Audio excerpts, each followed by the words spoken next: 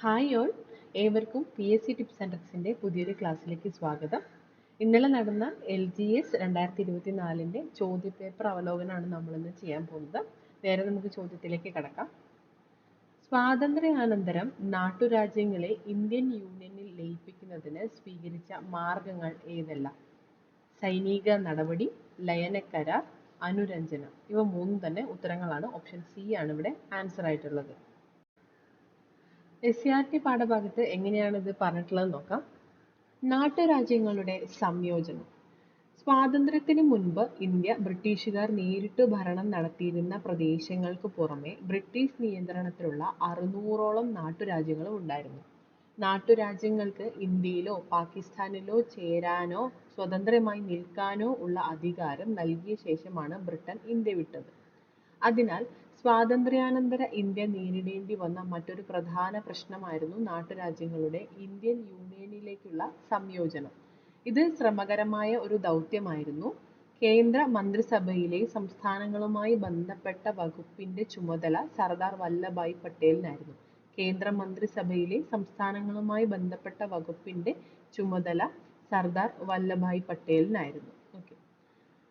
State ഡിപ്പാർട്ട്മെന്റിന്റെ സെക്രട്ടറിയായി Malayali VP മേനോനെ അദ്ദേഹം നിയമിച്ചു. സ്റ്റേറ്റ് ഡിപ്പാർട്ട്മെന്റിന്റെ സെക്രട്ടറിയായി മലയാളിയായ VP മേനോനെ അദ്ദേഹം നിയമിച്ചു. നമുക്കവിടെ ഒരു ചോദ്യമുണ്ട്. നാട്ടുരാജ്യങ്ങളെ ഏകീകരിക്കുന്നതിൽ പ്രധാന പങ്ക് വഹിച്ച മലയാളി ആരാണെന്ന്. അത് VP മേനോനാണ് കേട്ടോ. നാട്ടുരാജ്യങ്ങളെ ഏകീകരിക്കുന്നതിൽ പ്രധാന പങ്ക് വഹിച്ച മലയാളിയാണ് VP മേനോൻ. സ്വാതന്ത്ര്യ ഇന്ത്യയിലെ നാട്ടുരാജ്യങ്ങളുടെ ഏകീകരണത്തിന് നേതൃത്വം കൊടുത്തത് സർദാർ വല്ലഭായ് പട്ടേലുമായിരുന്നു. 2 പോയിന്റ്സും ഓർത്തിരിക്കുക കേട്ടോ. നാട്ടുരാജ്യങ്ങളെ ഇന്ത്യൻ യൂണിയനിൽ ലയിപ്പിക്കുന്നതിന് പട്ടേലും VP മേനോനും ചേർന്ന് ഒരു ലയനക്കരാർ തയ്യാറാക്കി. ഇൻസ്ട്രുമെന്റ് ഓഫ് അസേഷൻ, ലയനക്കരാർ. അതനുസരിച്ച് പ്രതിരോധം, വിദേശകാര്യം, വാർത്താവിനിമയം എന്നിവയുടെ നിയന്ത്രണം നാട്ടുരാജ്യങ്ങൾ കേന്ദ്ര സർക്കാരിന് കൈമാറണം. ഈ ലയനക്കരാർ അനുസരിച്ച് പ്രതിരോധം, വിദേശകാര്യം, വാർത്താവിനിമയം എന്നിവയുടെ നിയന്ത്രണം നാട്ടുരാജ്യങ്ങൾ കേന്ദ്ര സർക്കാരിന് കൈമാറണം. ജനകീയ പ്രതിഷേധങ്ങളും ഇന്ത്യ ഗവൺമെന്റിന്റെ പ്രായോഗിക സമീപനങ്ങളും മൂലം ഭൂരിഭാഗം നാട്ടുരാജ്യങ്ങളും ലയനക്കരാറിൽ ഒപ്പുവെച്ച് ഇന്ത്യൻ യൂണിയനിൽ ചേർന്നു. എന്നാൽ ഹൈദരാബാദ്, കാശ്മീർ, ജുനഗഡ് എന്നീ നാട്ടുരാജ്യങ്ങൾ ഇന്ത്യൻ യൂണിയനിൽ ചേരാൻ വിസമ്മതിച്ചു. പിന്നീട് അനുരഞ്ജനത്തിലൂടെയും സൈനിക നടപടിയിലൂടെയും രാജ്യങ്ങളെ ഇന്ത്യൻ യൂണിയനിൽ കൂട്ടിച്ചേർത്തു. സ്വാതന്ത്ര്യപ്രാപ്തിക്ക് ശേഷവും ഫ്രാൻസ്, പോർച്ചുഗൽ എന്നീ യൂറോപ്യൻ രാജ്യങ്ങൾക്ക് ഇന്ത്യയിൽ അധീന പ്രദേശങ്ങൾ ഉണ്ടായിരുന്നു. ഇവിടങ്ങളിൽ ശക്തമായ ജനകീയ പ്രക്ഷോഭങ്ങളുണ്ടായി. ഇതോടെ ഫ്രാൻസ് തങ്ങളുടെ അധീന പ്രദേശങ്ങൾ തിരിച്ചു നൽകി. സൈനിക നടപടിയിലൂടെ പോർച്ചുഗലിന്റെ അധീനതയിലുണ്ടായിരുന്ന പ്രദേശങ്ങളും ഇന്ത്യൻ യൂണിയനിലേക്ക് ലയിപ്പിച്ചു. സൈനിക നടപടിയിലൂടെ പോർച്ചുഗലിന്റെ അധീനതയിലുണ്ടായിരുന്ന പ്രദേശങ്ങളും ഇന്ത്യൻ യൂണിയനിലേക്ക് ലയിപ്പിച്ചു.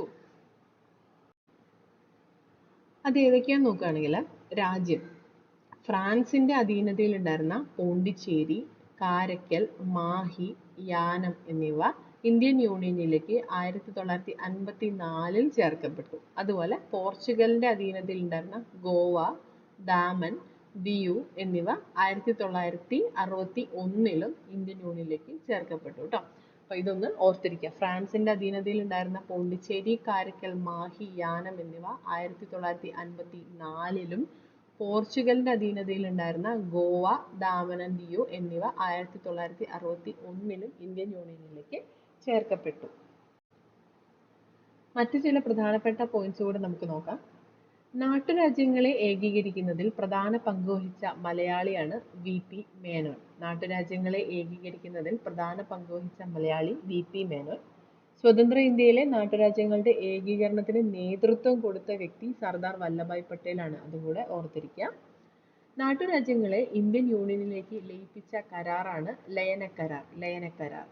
ലയനക്കരാറിൽ ഒപ്പുവെക്കാത്തതും ഇന്ത്യൻ യൂണിയനിൽ ചേരാൻ വിസമ്മതിച്ചതുമായ നാട്ടുരാജ്യങ്ങളാണ് ജുനഗഡ്, ഹൈദരാബാദ്, കാശ്മീർ, മണിപ്പൂർ എന്നിവ. ജുനഗഡിനെ ഇന്ത്യൻ യൂണിയനിലേക്ക് ലയിപ്പിച്ച രീതിയാണ് ജനഹിത പരിശോധന അല്ലെങ്കിൽ പ്ലബിസൈറ്റ്. ജുനഗഡിനെ ഇന്ത്യൻ യൂണിയനിലേക്ക് ലയിപ്പിച്ച രീതിയാണ് ജനഹിത പരിശോധന. ജുനഗഡ് ഇന്ത്യൻ യൂണിയനിൽ ലയിച്ചത് 1948 ഫെബ്രുവരിയിലാണ്. ജുനഗഡ് ഇന്ത്യൻ യൂണിയനിലേക്ക് ലയിച്ചത് 1948 ഫെബ്രുവരിയിലാണ്. 1948 ഫെബ്രുവരി.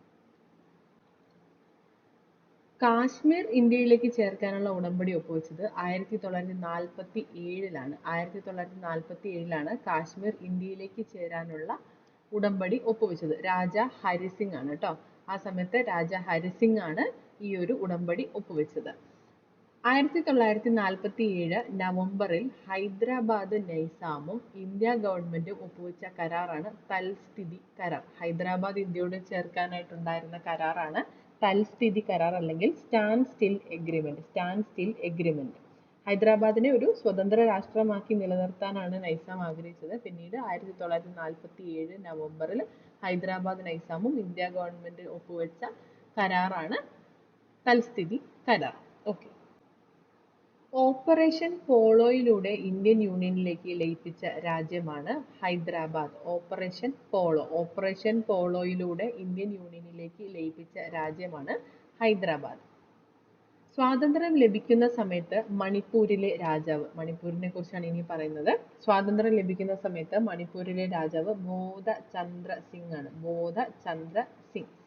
മണിപ്പൂർ രാജാവ് ലയന കരാറിൽ ഒപ്പുവെച്ചത് 1949 സെപ്റ്റംബറിലാണ്. മണിപ്പൂർ രാജാവ് ബോധചന്ദ്ര സിംഗ് ലയന കരാറിൽ ഒപ്പുവെച്ചത് 1949 സെപ്റ്റംബറിലാണ്. സാർവത്രിക പ്രായപൂർത്തി വോട്ടവകാശത്തിന്റെ അടിസ്ഥാനത്തിൽ തെരഞ്ഞെടുപ്പ് നടന്ന ഇന്ത്യയിലെ ആദ്യ പ്രദേശമാണ് മണിപ്പൂർ. സാർവത്രിക പ്രായപൂർത്തി വോട്ടവകാശത്തിന്റെ അടിസ്ഥാനത്തിൽ തെരഞ്ഞെടുപ്പ് നടന്ന ഇന്ത്യയിലെ ആദ്യ പ്രദേശം മണിപ്പൂരാണ്.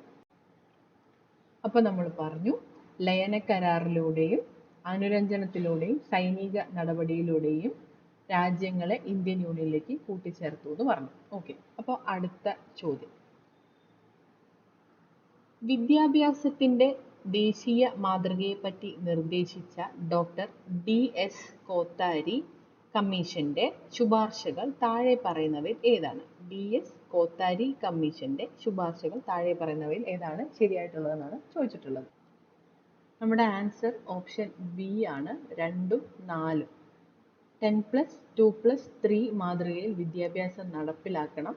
മൂല്യ വിദ്യാഭ്യാസത്തിന് ഊന്നൽ നൽകണം. ഇവ രണ്ടുമാണ് കോത്താരി കമ്മീഷൻ ശുപാർശ ചെയ്തിട്ടുള്ളത്. അപ്പോൾ നമുക്കതൊന്ന് നോക്കാം.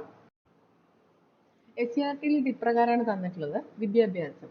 ഇന്ത്യയുടെ ഭാവി നിർണയിക്കപ്പെടുന്നത് ഇന്ത്യയുടെ ക്ലാസ് മുറികളിലാണ്. ഇന്ത്യയുടെ ഭാവി നിർണയിക്കപ്പെടുന്നത് ഇന്ത്യയുടെ ക്ലാസ് മുറികളിലാണ് എന്ന് അഭിപ്രായപ്പെട്ടത് ഡോക്ടർ DS കോത്താരിയാണ്. Doctor DS Kothari. രാഷ്ട്ര പുരോഗതിയിൽ വിദ്യാഭ്യാസത്തിനുള്ള പ്രാധാന്യം തിരിച്ചറിഞ്ഞ ദേശീയ നേതാക്കൾ സ്വാതന്ത്ര്യാനന്തരം തദ്ദേശീയമായ വിദ്യാഭ്യാസ നയം വളർത്തിയെടുക്കാൻ ശ്രമിച്ചു. ഇന്ത്യൻ വിദ്യാഭ്യാസത്തെക്കുറിച്ച് പഠിക്കുന്നതിനും ശുപാർശകൾ സമർപ്പിക്കുന്നതിനുമായി ഗവൺമെന്റ് പല ഘട്ടങ്ങളിലായി വിവിധ കമ്മീഷനുകളെ നിയമിച്ചു. അതാണ് ഇവിടെ കൊടുത്തിട്ടുള്ളത്. ഇതാണ് നമ്മുടെ ചോദ്യം വന്നത്. ഡോക്ടർ DS കോത്താരി 1964ലാണ് ഡോക്ടർ DS കോത്താരി കമ്മീഷൻ വരുന്നത്. വിദ്യാഭ്യാസത്തിന്റെ ദേശീയ മാതൃകയെ പറ്റിയുള്ള നിർദ്ദേശമാണ് ലക്ഷ്യമായിട്ടുണ്ടായിരുന്നത്. വിദ്യാഭ്യാസത്തിന്റെ ദേശീയ മാതൃകയെ പറ്റിയുള്ള നിർദ്ദേശം എന്തൊക്കെയാണത്? 10+2+3 മാതൃകയിൽ വിദ്യാഭ്യാസം നടപ്പിലാക്കണം. സെക്കൻഡറി തലത്തിൽ തൊഴിലധിഷ്ഠിത വിദ്യാഭ്യാസം നടപ്പിലാക്കണം. മൂല്യ വിദ്യാഭ്യാസത്തിന് ഊന്നൽ നൽകണം. ഇത് രണ്ടുമായിരുന്നു അല്ലേ നമ്മളെ സ്റ്റേറ്റ്മെന്റ്. 10+2+3 മാതൃകയിൽ വിദ്യാഭ്യാസം നടപ്പിലാക്കണം. സെക്കൻഡറി തലത്തിൽ തൊഴിലധിഷ്ഠിത വിദ്യാഭ്യാസം നടപ്പിലാക്കണം. മൂല്യ വിദ്യാഭ്യാസത്തിന് ഊന്നൽ നൽകണം എന്നിവയായിരുന്നു 1964 ഡോക്ടർ DS കോത്താരി കമ്മീഷന്റെ ശുപാർശകൾ. അടുത്തത് ഏതൊക്കെയാന്ന് നമുക്ക് നോക്കാം. ഇവിടെ തന്നിട്ടുള്ള മറ്റു രണ്ടും. ഒന്ന് ഡോക്ടർ രാധാകൃഷ്ണൻ കമ്മീഷൻ 1948ലാണ് ഡോക്ടർ രാധാകൃഷ്ണൻ കമ്മീഷൻ. ലക്ഷ്യം സർവകലാശാല വിദ്യാഭ്യാസത്തെക്കുറിച്ചുള്ള പഠനമാണ്. സർവകലാശാല വിദ്യാഭ്യാസത്തെക്കുറിച്ചുള്ള പഠനം. ശുപാർശകൾ നോക്കാം. തൊഴിലധിഷ്ഠിത വിദ്യാഭ്യാസ സ്ഥാപനങ്ങൾ തുടങ്ങുക. തൊഴിലധിഷ്ഠിത വിദ്യാഭ്യാസ സ്ഥാപനങ്ങൾ തുടങ്ങുക. സ്ത്രീ വിദ്യാഭ്യാസത്തിന് പ്രാധാന്യം നൽകണം. യൂണിവേഴ്സിറ്റി ഗ്രാന്റ് കമ്മീഷൻ UGC രൂപീകരിക്കണം. UGC രൂപീകരിക്കണമെന്ന് ശുപാർശ ചെയ്തിട്ടുള്ളത് ഡോക്ടർ രാധാകൃഷ്ണൻ കമ്മീഷൻ ആണ്. അടുത്തത് doctor Lakshmanaswami Mudaliar commission 1952. Doctor Lakshmanaswami Mudaliar commission 1952 ലക്ഷ്യം സെക്കൻഡറി വിദ്യാഭ്യാസ മേഖലയെക്കുറിച്ചുള്ള പഠനമാണ്. അതിലെന്തൊക്കെയാ പറഞ്ഞിട്ടുള്ളത്? ത്രിഭാഷാ പദ്ധതി നടപ്പിലാക്കണം എന്ന് ശുപാർശ ചെയ്തിട്ടുള്ളത് ലക്ഷ്മണസ്വാമി മുതലിയാർ കമ്മീഷനാണ്. അടുത്തത് സെക്കൻഡറി തലത്തിൽ വിദ്യാഭ്യാസ കമ്മീഷൻ രൂപീകരിക്കണം. വിവിധോദ്ദേശ്യ സ്കൂളുകൾ സ്ഥാപിക്കണം. അധ്യാപക പരിശീലന സമിതി രൂപീകരിക്കണം.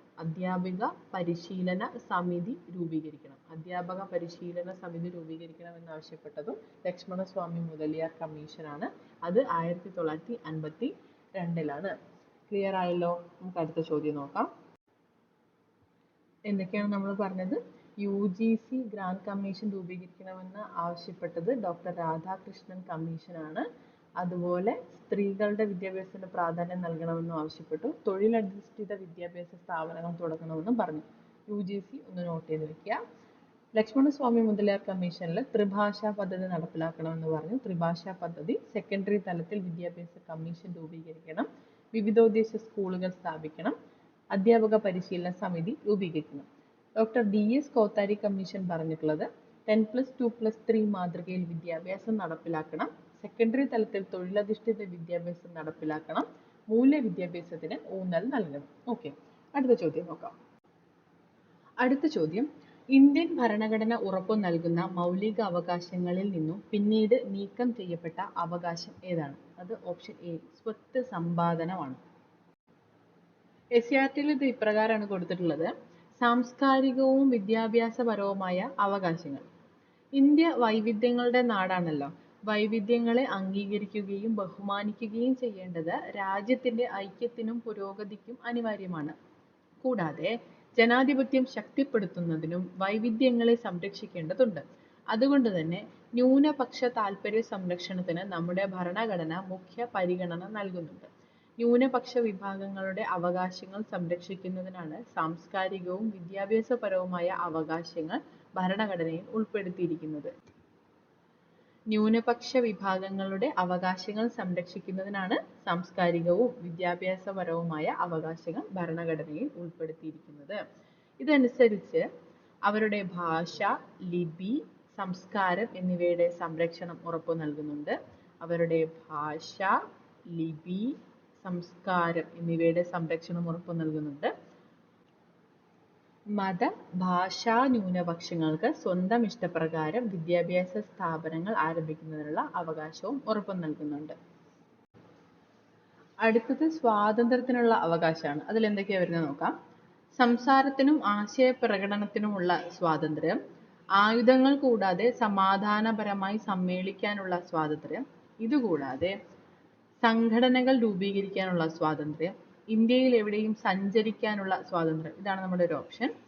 ഇന്ത്യയിൽ എവിടെയും താമസിക്കാനുള്ള സ്വാതന്ത്ര്യം, ഏതു തൊഴിലിലും വ്യാപാര വാണിജ്യ പ്രവർത്തനങ്ങളിലും ഏർപ്പെടുന്നതിനുള്ള സ്വാതന്ത്ര്യം, ജീവനും വ്യക്തി സ്വാതന്ത്ര്യത്തിനുമുള്ള സംരക്ഷണം, 6 മുതൽ 14 വയസ്സ് വരെയുള്ള എല്ലാ കുട്ടികൾക്കും നിർബന്ധിതവും സൗജന്യവുമായ വിദ്യാഭ്യാസ അവകാശം. 6 മുതൽ 14 വയസ്സ് വരെയുള്ള എല്ലാ കുട്ടികൾക്കും നിർബന്ധിതവും സൗജന്യവുമായ വിദ്യാഭ്യാസ അവകാശം, അന്യായമായ അറസ്റ്റിനും തടങ്കലിനും എതിരായി സംരക്ഷണം എന്നിവ സ്വാതന്ത്ര്യത്തിനുള്ള അവകാശത്തിൽ ഉൾപ്പെടുന്നു.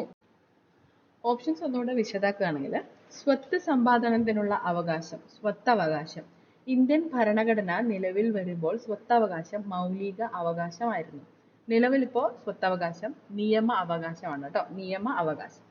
സ്വത്തവകാശം മൗലിക അവകാശങ്ങളിൽ നിന്നും നീക്കം ചെയ്ത ഭരണഘടനാ ഭേദഗതി 44-ാം ഭരണഘടനാ ഭേദഗതിയാണ്. 44-ാം ഭരണഘടനാ ഭേദഗതി പ്രകാരമാണ് സ്വത്തവകാശം മൗലിക അവകാശങ്ങളിൽ നിന്നും നീക്കം ചെയ്തത്. 44-ാം ഭരണഘടനാ ഭേദഗതി നിലവിൽ വരുന്നത് 1979-ലാണ്. 1979-ലാണ് 44-ാം ഭരണഘടനാ ഭേദഗതി നിലവിൽ വരുന്നത്. സ്വത്തവകാശത്തെ 44-ാം ഭരണഘടനാ ഭേദഗതി പ്രകാരം ഭരണഘടനയിൽ കൂട്ടിച്ചേർത്തത് 12-ാം ഭാഗത്തിലാണ്. 12-ാം ഭാഗം 12-ലാണ് കേട്ടോ, 12-ൽ. 44-ാം ഭരണഘടനാ ഭേദഗതി പ്രകാരം ഭരണഘടനയിൽ കൂട്ടിച്ചേർത്ത വകുപ്പ് 300A ആണ്. 300A. ആർട്ടിക്കിൾ 300A ഭരണഘടനാ ഭേദഗതി പ്രകാരം ഈ ഒരു വകുപ്പ് കൂട്ടിച്ചേർത്തത്. ആർട്ടിക്കിൾ 300A ആണ് കേട്ടോ. 44-ാം ഭരണഘടനാ ഭേദഗതി പ്രകാരം ഭരണഘടനയിൽ സ്വത്തവകാശം കൂട്ടിച്ചേർത്ത വകുപ്പാണ് ആർട്ടിക്കിൾ 300A. സ്വത്തവകാശത്തെ പറ്റി ഭരണഘടനയിൽ പ്രതിപാദിച്ചിരുന്ന ആർട്ടിക്കിൾ 31 ആണ്. 31-ലാണ് നേരത്തെ പരാമർശിച്ചിട്ടുണ്ടായിരുന്നത്. ഇപ്പോൾ 300A. അടുത്തത് സഞ്ചരിക്കാനുള്ള അവകാശം. ഇന്ത്യയിൽ എവിടെയും സ്വതന്ത്രമായി സഞ്ചരിക്കാൻ ഓരോ പൗരനും അവകാശമുണ്ട്. എന്നാൽ പട്ടികവർഗ വിഭാഗത്തിന്റെ സംരക്ഷണത്തിന് വേണ്ടി സഞ്ചാര സ്വാതന്ത്ര്യത്തിനുമേൽ രാഷ്ട്രത്തിന് നിയന്ത്രണങ്ങൾ ഏർപ്പെടുത്താനുള്ള അധികാരവും ഉണ്ട്. ഇനി സഞ്ചാര സ്വാതന്ത്ര്യത്തിന് 2 തലങ്ങളാണുള്ളത്. ഒന്ന്, രാജ്യത്തിനുള്ളിൽ സഞ്ചരിക്കാനുള്ള അവകാശം, അതായത് ആഭ്യന്തര സഞ്ചാരം. രണ്ടാമത്തത് രാജ്യത്തിന് പുറത്തു പോകാനുള്ള അവകാശവും രാജ്യത്തിലേക്ക് മടങ്ങി വരാനുള്ള അവകാശവും, അതായത് ബാഹ്യ സഞ്ചാരം. 2 തലങ്ങളാണുള്ളത്. ഒന്ന് ആഭ്യന്തര സഞ്ചാരവും രണ്ടാമത്തത് ബാഹ്യ സഞ്ചാരം. ഇതില് ആഭ്യന്തര സഞ്ചാരം വ്യവസ്ഥ ചെയ്തിട്ടുള്ളത് ആർട്ടിക്കിൾ 19-ലാണ്. 19(1)(d)യിലാണ് ഇന്ത്യയിലുടനീളം സഞ്ചരിക്കാനുള്ള സ്വാതന്ത്ര്യം പറയുന്നത്. 19(1)(d)യില് 19(1)(d)യിലാണ് ഇന്ത്യയിലുടനീളം സഞ്ചരിക്കാനുള്ള സ്വാതന്ത്ര്യത്തെക്കുറിച്ച് പറയുന്നത്, ആഭ്യന്തര സഞ്ചാര വ്യവസ്ഥകളെക്കുറിച്ച്. ആർട്ടിക്കിൾ 21-ലാണ് രാജ്യാന്തര സഞ്ചാരത്തെക്കുറിച്ച് പറയുന്നത്. ആർട്ടിക്കിൾ 21-ലാണ് രാജ്യാന്തര സഞ്ചാരത്തെക്കുറിച്ച് പറയുന്നത്. അടുത്തത് ഭാഷാ ന്യൂനപക്ഷങ്ങൾക്കുള്ള അവകാശം. സാംസ്കാരികവും വിദ്യാഭ്യാസപരവുമായ അവകാശത്തിന് കീഴിലാണ് വരുന്നത്. ന്യൂനപക്ഷ സംരക്ഷണം ഉറപ്പു നൽകുന്ന അവകാശങ്ങളാണ് ആർട്ടിക്കിൾ 29, 30 എന്ന സാംസ്കാരികവും വിദ്യാഭ്യാസപരവുമായിട്ടുള്ള അവകാശത്തിൽ വരുന്നത്. ആർട്ടിക്കിൾ 29ഉം 30ഉം ആണ് കേട്ടോ. ഓക്കെ. ഭാഷാപരവും സാംസ്കാരികപരവുമായ ന്യൂനപക്ഷങ്ങളൊക്കെ ഈ ഒരു ആർട്ടിക്കിളിന് കീഴിലാണ് വരുന്നത്. ആർട്ടിക്കിൾ 29 പറയുന്നത് ഇന്ത്യൻ ഭരണഘടനയിൽ ന്യൂനപക്ഷം എന്ന പദം ആദ്യമായി പ്രത്യക്ഷപ്പെടുന്ന ആർട്ടിക്കിൾ 29 ആണ്. ഇന്ത്യൻ ഭരണഘടനയിൽ ന്യൂനപക്ഷം എന്ന പദം ആദ്യമായി പ്രത്യക്ഷപ്പെടുന്ന ആർട്ടിക്കിളാണ് ആർട്ടിക്കിൾ 29. മതഭാഷാ ന്യൂനപക്ഷങ്ങൾക്ക് സ്വന്തം ഇഷ്ടപ്രകാരം വിദ്യാഭ്യാസ സ്ഥാപനങ്ങൾ ആരംഭിക്കുന്നതിനും നടപ്പിലാക്കുന്നതിനുമുള്ള അവകാശം ഉറപ്പു നൽകുന്ന വകുപ്പാണ് ആർട്ടിക്കിൾ 30. ആർട്ടിക്കിൾ 30 പറയുന്നതാണ് മതഭാഷാ ന്യൂനപക്ഷങ്ങൾക്ക് സ്വന്തം ഇഷ്ടപ്രകാരം വിദ്യാഭ്യാസ സ്ഥാപനങ്ങൾ ആരംഭിക്കുന്നതിനും നടത്തുന്നതിനുമുള്ള അവകാശം ഉറപ്പു നൽകുന്നു. അടുത്തത് വിദ്യാഭ്യാസത്തിനുള്ള അവകാശം. ആർട്ടിക്കിൾ 21A പറയുന്നത്. ആർട്ടിക്കിൾ 21A പറയുന്നത് വിദ്യാഭ്യാസത്തിനുള്ള അവകാശം. 6 മുതൽ 14 വയസ്സ് വരെയുള്ള എല്ലാ കുട്ടികൾക്കും സൗജന്യ വിദ്യാഭ്യാസം നൽകണമെന്ന് നിഷ്കർഷിക്കുന്ന വകുപ്പാണ് ആർട്ടിക്കിൾ 21A. 6 മുതൽ 14 വയസ്സ് വരെയാണ് കേട്ടോ. 6 മുതൽ 14 വയസ്സ് വരെ. വിദ്യാഭ്യാസത്തെ മൗലിക അവകാശമാക്കിയ ഭരണഘടനാ ഭേദഗതിയാണ് 86-ാം ഭരണഘടനാ ഭേദഗതി. 86 കേട്ടോ. 86-ാം ഭരണഘടനാ ഭേദഗതി 2022-ലെയാണ് വിദ്യാഭ്യാസത്തെ മൗലികാവകാശമാക്കി മാറ്റിയ ഭരണഘടനാ ഭേദഗതി. വിദ്യാഭ്യാസത്തിനുള്ള അവകാശം 6 വയസ്സ് മുതൽ 14 വയസ്സ് വരെയുള്ള എല്ലാ കുട്ടികൾക്കും സൗജന്യ വിദ്യാഭ്യാസം നൽകണമെന്ന് നിഷ്കർഷിക്കുന്നു. അത് ആർട്ടിക്കിൾ 21A-ലാണ്. 6 വയസ്സ് മുതൽ 14 വയസ്സ് വരെയുള്ള എല്ലാ കുട്ടികൾക്കും സൗജന്യ വിദ്യാഭ്യാസം. വിദ്യാഭ്യാസത്തെ മൗലിക അവകാശമാക്കിയത് 86-ാം ഭരണഘടനാ ഭേദഗതി പ്രകാരമാണ്. അത് 2002-ലെയാണ് കേട്ടോ. പാർലമെന്റ് വിദ്യാഭ്യാസ അവകാശ നിയമം പാസ്സാക്കിയത് 2009-ലാണ്. പാർലമെന്റ് പാസാക്കിയ വിദ്യാഭ്യാസ അവകാശ നിയമം നിലവിൽ വരുന്നത് 2010-ലാണ്. പാർലമെന്റ് വിദ്യാഭ്യാസ അവകാശ നിയമം പാസാക്കുന്നത് 2009-ലാണ്. 2009-ല് പാർലമെന്റ് പാസാക്കിയ വിദ്യാഭ്യാസ അവകാശ നിയമം നിലവിൽ വരുന്നത് 2010-ലുമാണ്. റൈറ്റ് ടു എഡ്യൂക്കേഷൻ ആക്ട് 2009-നെ കുറിച്ചാണ് നമ്മളിപ്പോൾ പറഞ്ഞത്. 21A-ല് പറഞ്ഞിട്ടുള്ളത് കേട്ടോ. അടുത്ത ചോദ്യം, ഇന്ത്യൻ ഭരണഘടനയിൽ ബാലവേല നിരോധിക്കുന്ന ആർട്ടിക്കിൾ. ആർട്ടിക്കിൾ 24-ആണ്.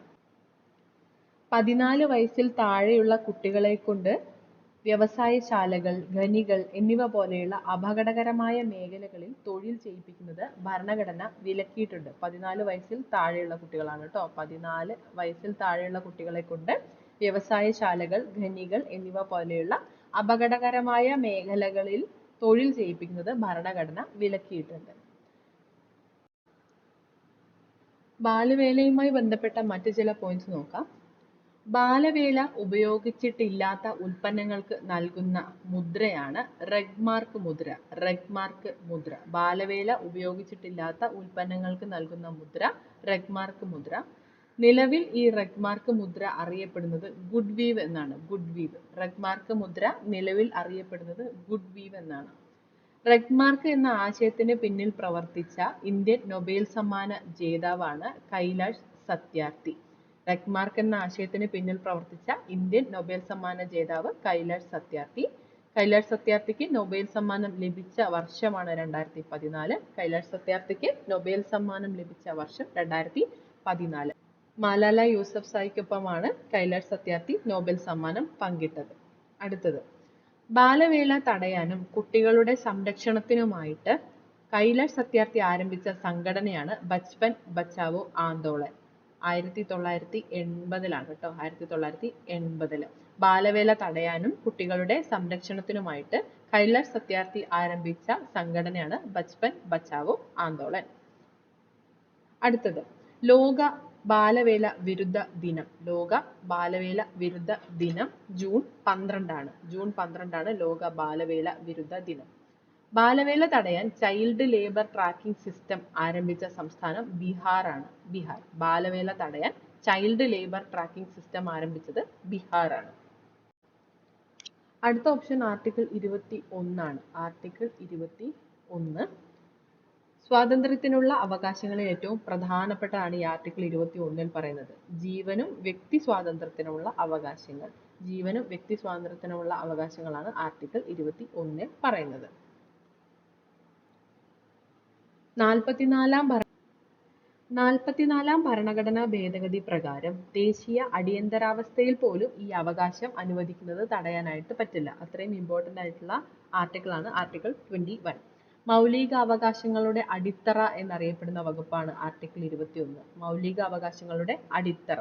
അതുപോലെ സ്വകാര്യതയ്ക്കുള്ള അവകാശം ഉറപ്പു നൽകുന്ന ആർട്ടിക്കിളാണ് ആർട്ടിക്കിൾ 21. സ്വകാര്യതയ്ക്കുള്ള അവകാശം.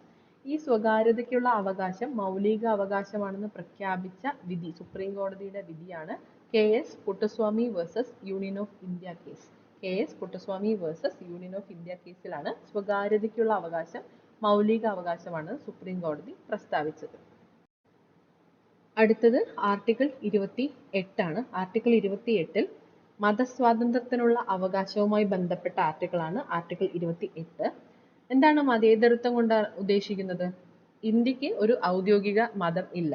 ഇന്ത്യക്ക് ഒരു ഔദ്യോഗിക മതമില്ല. ഒരു മതത്തെയും ഇന്ത്യ പ്രോത്സാഹിപ്പിക്കുന്നില്ല. എല്ലാ മതങ്ങളെയും ഒരുപോലെ ബഹുമാനിക്കണം.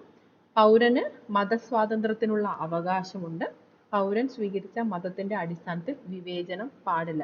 ഇതൊക്കെയാണ് മതേതരത്വം കൊണ്ട് അർത്ഥമാക്കുന്നത്. ഈ മതേതരത്വം എന്ന പദം ഭരണഘടനയുടെ പ്രിയാമ്പിൾ അല്ലെങ്കിൽ ആമുഖത്തിൽ കൂട്ടിച്ചേർത്ത ഭേദഗതിയാണ് 42-ാം ഭേദഗതി. 42-ാം ഭേദഗതി പ്രകാരം മതേതരത്വം എന്ന പദം ഭരണഘടനയിൽ കൂട്ടിച്ചേർത്തു.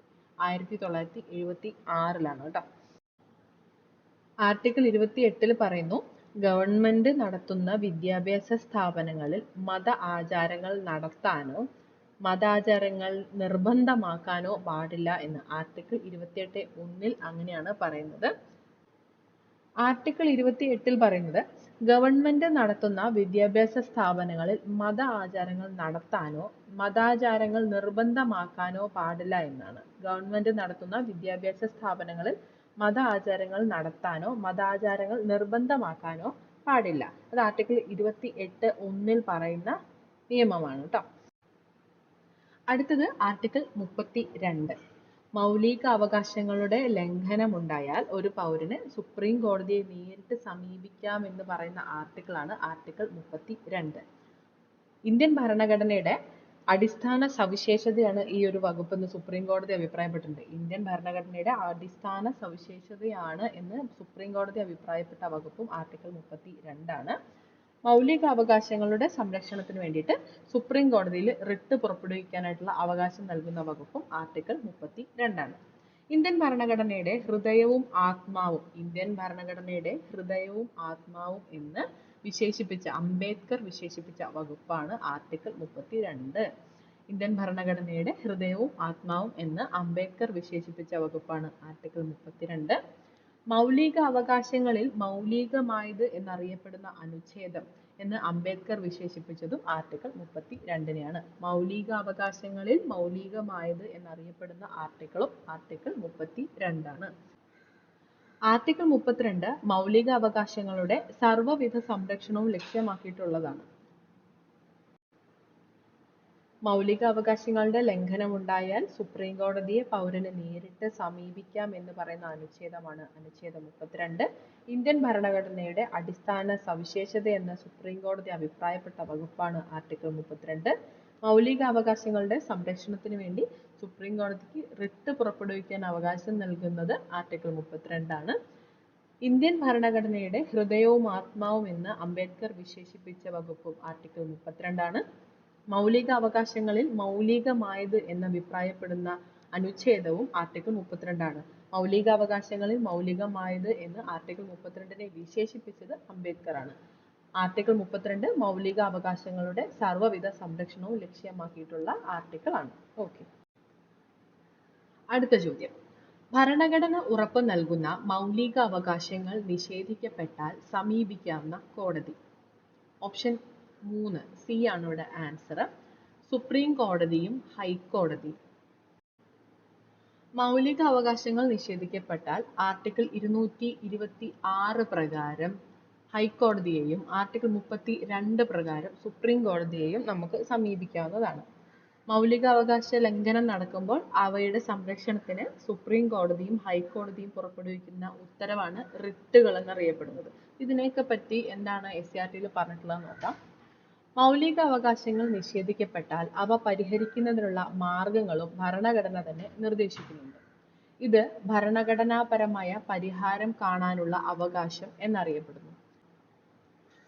ഒരു വ്യക്തിക്ക് മൗലിക അവകാശങ്ങൾ ലംഘിക്കപ്പെട്ടാൽ അവ പുനഃസ്ഥാപിക്കുന്നതിന് സുപ്രീം കോടതിയെയോ ഹൈക്കോടതിയെയോ നേരിട്ട് സമീപിക്കാനുള്ള അവകാശമാണ് ഭരണഘടനാപരമായ പരിഹാരത്തിനുള്ള അവകാശം.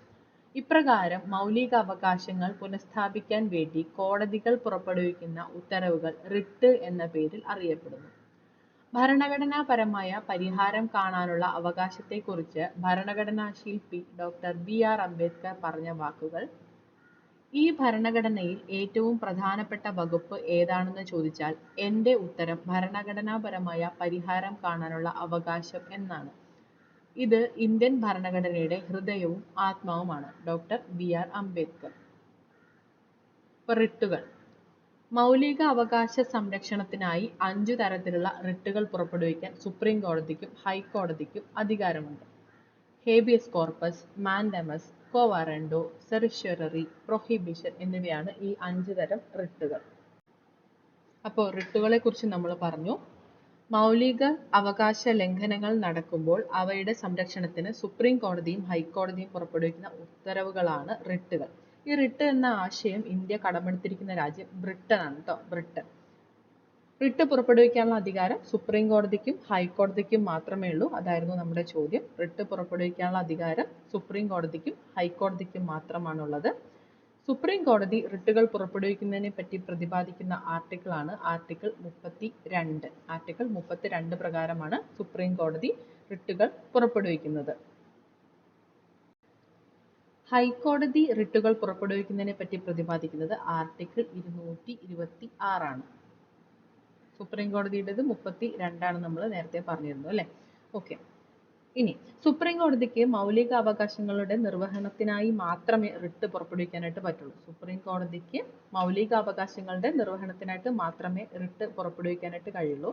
എന്നാൽ ഹൈക്കോടതിക്ക് മൗലിക അവകാശങ്ങൾ നടപ്പിലാക്കുന്നതിന് മാത്രമല്ല മറ്റേതെങ്കിലും കാര്യത്തിനും കൂടെ റിട്ട് പുറപ്പെടുവിക്കാനായിട്ടുള്ള കഴിവുണ്ട്. അതായത് റിട്ടുകളുടെ കാര്യത്തിൽ സുപ്രീം കോടതിയുടെ അധികാര പരിധി ഹൈക്കോടതിയേക്കാളും പരിമിതമായിട്ടാണ് ഉള്ളത്. ഇനി സുപ്രീം കോടതിക്ക് ഇന്ത്യയുടെ പ്രദേശത്തുടനീളം റിട്ടുകൾ പുറപ്പെടുവിക്കാനായിട്ട് സാധിക്കും. എന്നാൽ ഹൈക്കോടതിക്ക് അതിന്റെ പ്രാദേശിക അധികാര പരിധിയിൽ മാത്രമേ റിട്ട് പുറപ്പെടുവിക്കാനായിട്ടുള്ള അധികാരമുള്ളൂ അല്ലെങ്കിൽ അവകാശമുള്ളൂ. അടുത്തത് ആർട്ടിക്കിൾ 32 പ്രകാരമുള്ള പ്രശ്ന പരിഹാരത്തിന് സുപ്രീം കോടതിയെ സമീപിച്ചാൽ അത് നിരസിക്കാൻ സുപ്രീം കോടതിക്ക് കഴിയില്ല. എന്നാൽ ആർട്ടിക്കിൾ 226 പ്രകാരം ഒരു പ്രശ്ന പരിഹാരത്തിന് ഹൈക്കോടതിയെ സമീപിച്ചാൽ അത് നിരസിക്കാൻ ഹൈക്കോടതിക്ക് അധികാരമുണ്ട്.